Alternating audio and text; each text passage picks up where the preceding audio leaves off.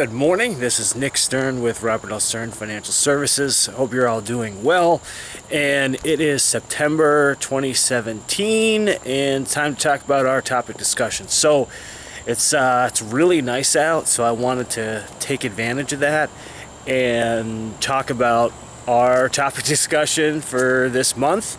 As just a break, August is kind of calm, so I just wanted to take a break from last month, but we're back in the swing of things in the beginning of fall.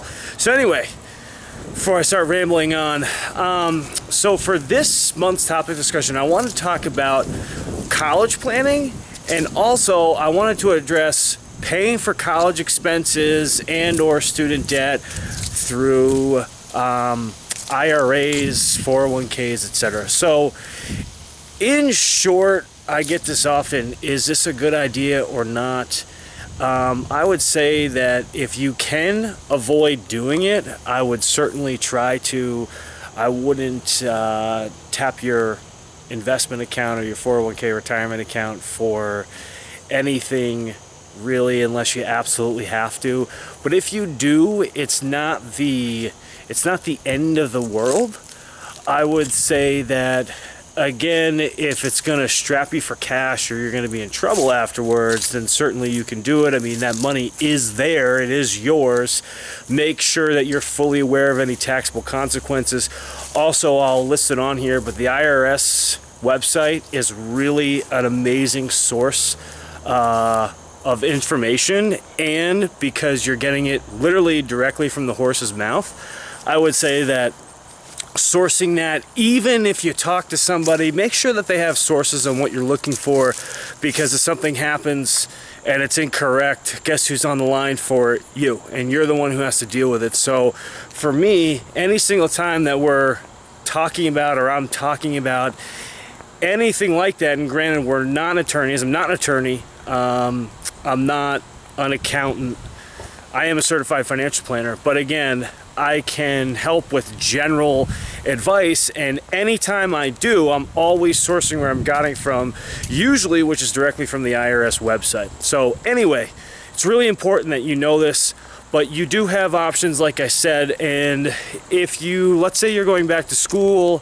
or going back to grad school after working and you have something like this, you can take out up to $10,000 from an IRA or 401k account without being penalized for it. You will get taxed, but you will avoid the penalty.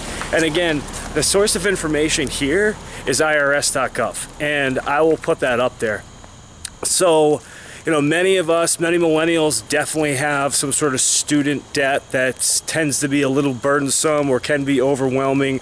Or the question lies, well, what if I go back to school, I have some of this money, I really don't want to use it, but I have this good opportunity, or I really want to go back to school and I think it's going to advance my career, or I can study something that I'm going to do that I wouldn't normally do. You do have that resource available. But again, like what I said, is it's really important that you know your options and know what the penalties are, if there are any. And also, I would say, if you do something like this, really make sure you're keeping diligent receipts. There's no oversight of this, but if you were to ever get audited, it would be something where you'd want to have receipts that can show any money that you're pulling out is going directly towards qualified education or higher education expenses. So if you have any questions, let me know. You can email in, I'm happy to help, and we can take it from there.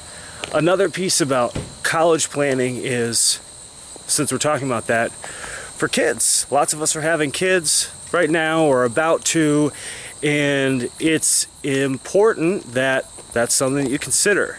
And opening up a 529 plan, if that makes sense for you, that would allow you to put money on a long-term basis away for your kids' college fund, is a really good idea, particularly because you know that the timeline is 18 years. And while we all hope that our children get incredible scholarships or athletic scholarships or academic scholarships or grants or what have you, there's no guarantee of that. So planning for that long term is a really good thing. So you can do that. It's very easy to set up. Another nice thing is family love to give gifts towards their grandchildren into their college accounts. So again, if you have any questions on that, shoot an email, give a call, whatever you like. No obligation, of course. And that's really it for today. So thanks for tuning in. Really appreciate it, and thanks for walking with me here. If you would like to subscribe to the website, just right up here. If you'd like to see our last video, right up here. And if you'd like information on us, right down here. Thanks again. I'll see you next month.